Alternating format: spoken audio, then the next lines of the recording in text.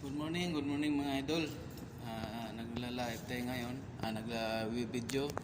Ito ang aking pwesto. Yan. Yan.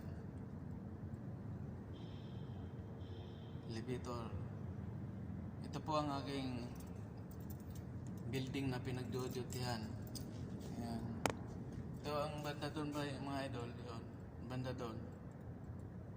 Yan ang fitness dati. Nalugi.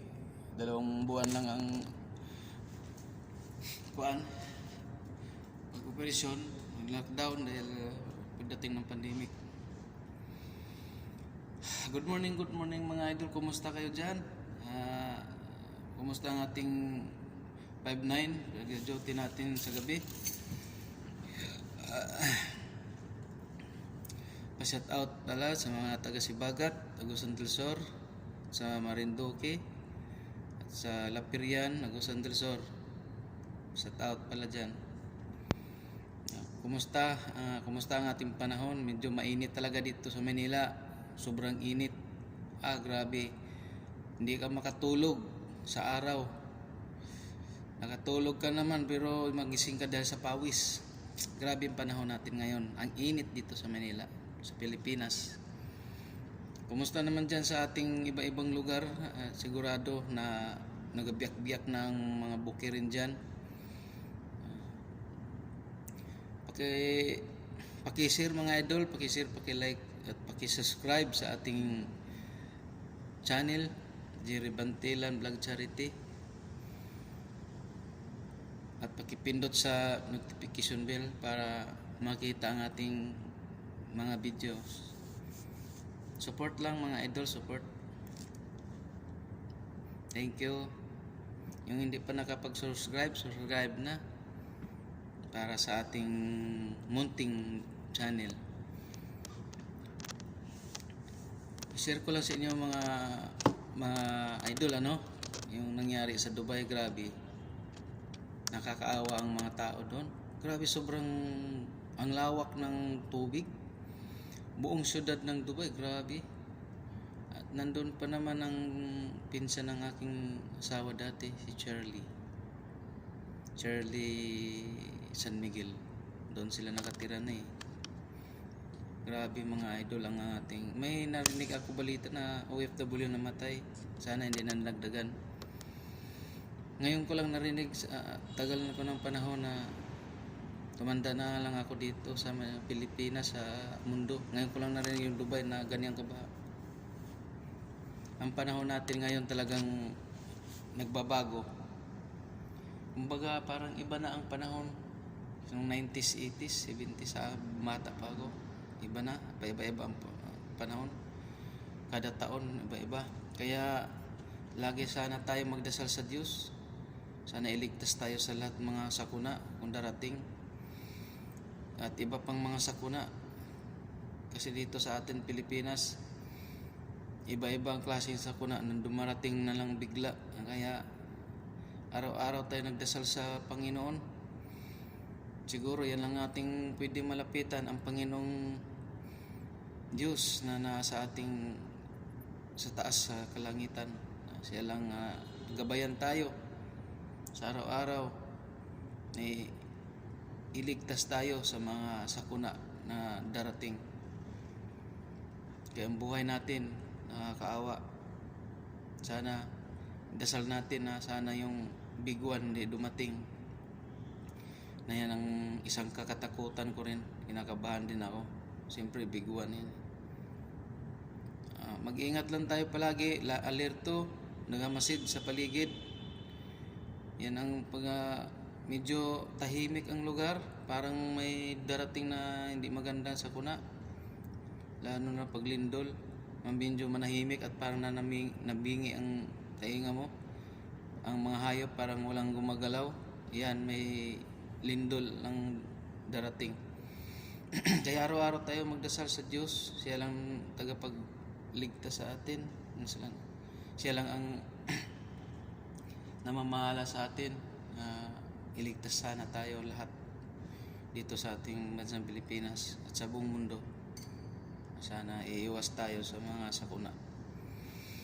Ang buhay natin dito sa mundo ay weather lang. Kaya nga dapat tayo dasal talaga.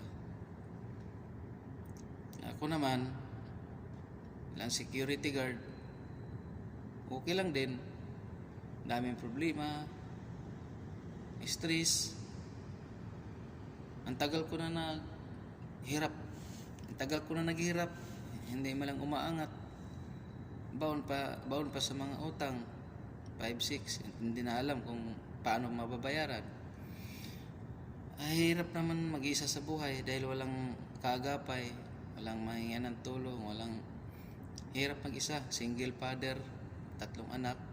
Mabuti yung 2 kong anak, may asawa, nag-asawa na, at bunso ko nagbukod na ng bahay. Pero siyempre, nandito ako bilang ama, nakasuporta pa rin ako sa kanila.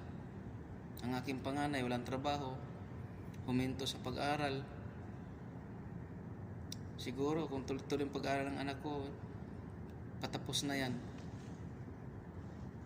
Eh wala. Hirap. Tayong mga mahirap, gastos na gastos. Kita ng pera, gastos na gastos. Ang mga mayayaman, nag-iipon naman ng pera. Kaya ang mga mayayaman, lalong yung mayaman.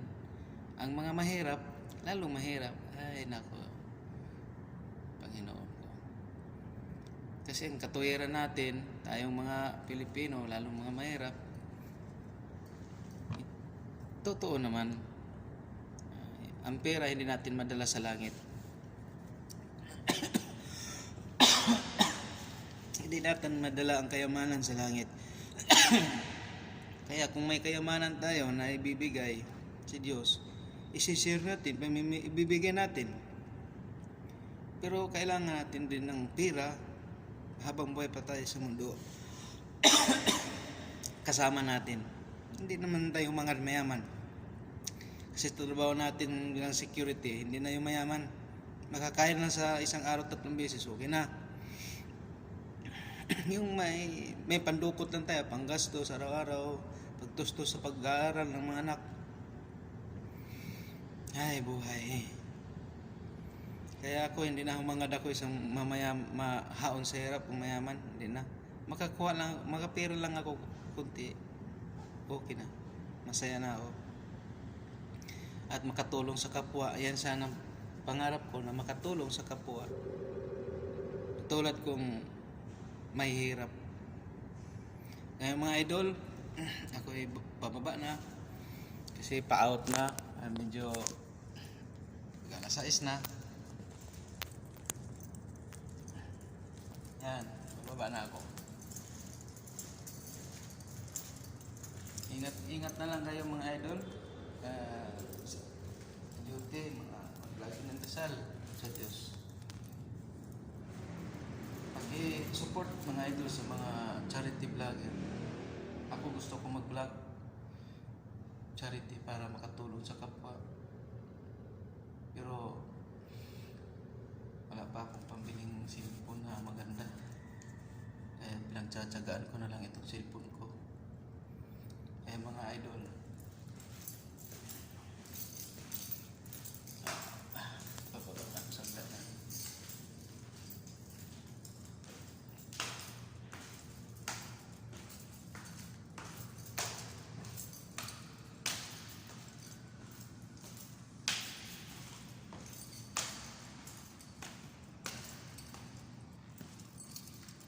dito naman sa baba mga idol, ito ang LTO.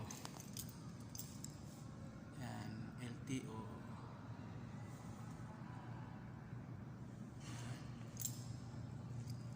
Ito ang coffee. Coffee, liquid coffee. Liquid coffee. Ito naman ang labas, entrance. Ito ang Jollibee. Yan. PNB Bank. Yan, PNB Bank. Yan, PNB Bank. China Bank. Yan. Yan ang itong ground floor LTO. I-PM lang ninyo ako, kukuha kayo ng student, magpanambro,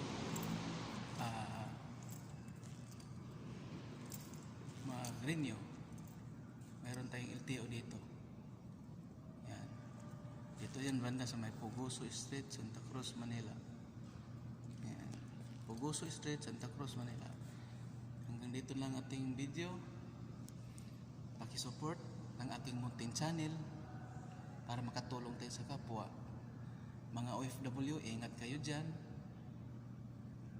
Mag-ingat kayo at mahirap ang trabaho ninyo dyan. Kung napanood ninyo itong aking video, gusto ko mag-charity vlogger, makatulong sa kapwa, mga mahirap.